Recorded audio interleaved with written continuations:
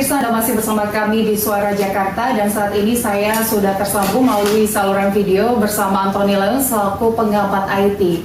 Halo Mas Antoni, apa kabar? Halo Mbak Des. Iya, Mas Antoni, kalau kita melihat beberapa waktu terakhir ini semenjak diberlakukannya social distancing, physical distancing, dan baru-baru ini ada PSBB, kita semua kebanyakan masyarakat melakukan pekerjaan di rumah dan otomatis pekerjaan di rumah untuk saling berdiskusi dengan rekan kerja pasti melalui aplikasi-aplikasi yang kita bisa saling melihat. Contohnya yang lagi sering digunakan saat ini itu adalah aplikasi Zoom seperti itu ya Mas Antoni. Nah, selama WFA ini belanja dan makanan keperluan juga bahkan via online. Mas Antoni melihat sendiri ini bagaimana dengan keamanan transaksinya? Tentunya ini menjadi sebuah kebiasaan baru. Kita tiba-tiba terbiasa untuk memanfaatkan teknologi digital. Karena ini boleh dibilang kalau mengutip dari statement Gubernur New York ya, bahwasanya kita ini adalah new normal, normal yang baru. Jadi mungkin ini ke depannya ini akan jadi sebuah kebiasaan kita untuk menggunakan dan mengimplementasi teknologi digital di keseharian. Jadi dengan adanya e-commerce, dengan adanya sebuah startup digital ini menjadi sebuah urgensi jadinya. Dan dulunya harusnya jadi pelengkap, sekarang menjadi sebuah kewajiban untuk kita memanfaatkan aplikasi ini.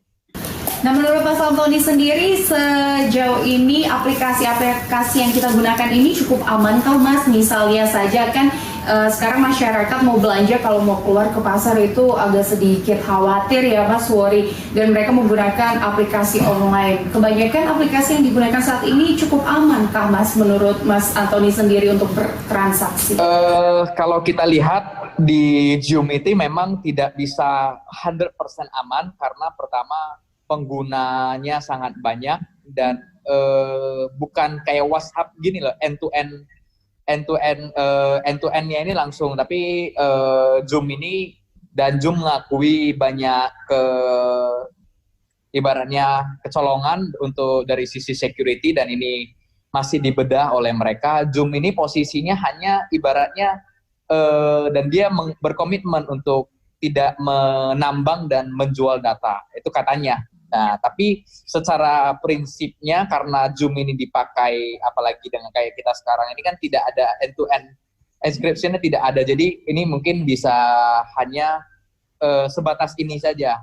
Nah, makanya Amerika, Taiwan, dan beberapa negara lain sudah melarang Zoom karena memang prinsipnya ini totally insecure. Iya, Mas Antoni, kalau tadi Mas Antoni mengatakan bahwa memang kalau kita menggunakan Zoom ini kemungkinan ada data-data pribadi kita yang akan kemungkinan nanti diambil seperti itu, yang akan bocor atau kemungkinan nanti ada video yang akan diupload ulang lagi. Nah ini kalau berbicara dengan data-data pribadi seperti apa yang kemungkinan nanti akan bisa diambil? Apakah seperti alamat email saja kah atau alamat tempat tinggal atau seperti apa, bisa dijabarkan Mas Antoni? Yang memang lebih aman di Zoom ini tidak semua harus men-sign up kan. Jadi mereka bisa pakai tanpa sign up. Jadi yang tadi dibilang, jadi nggak harus punya ID. Nah, dan saya lihat juga Skype juga sudah mengeluarkan fitur itu.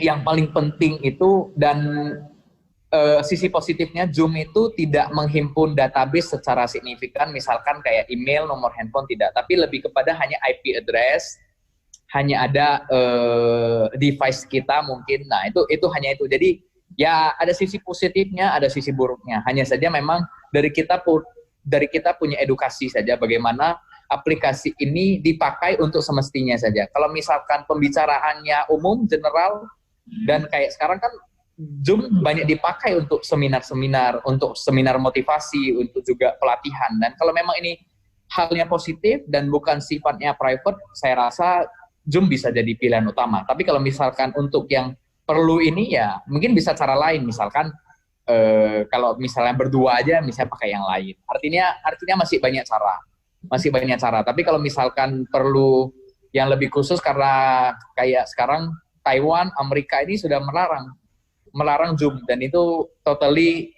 dilarang. Nah, ini perlu ketegasan. Kalau kita sudah ada produk dalam negeri, kita dorong pemerintah untuk larang Zoom. Di-ban aja, karena sayang. Bagaimana valuasi saham Zoom ini kita turut berkontribusi. 240 juta masyarakat Indonesia ini turut berkontribusi untuk kenaikan valuasi dari perusahaan itu. Lebih baik kita dorong karya anak bangsa untuk bisa jadi kita terapkan lah, berdikari di kaki sendiri, dan kita punya ya kedaulatan ekonomi, kedaulatan digital juga di Indonesia. Kira-kira gitu, Mbak Jesni.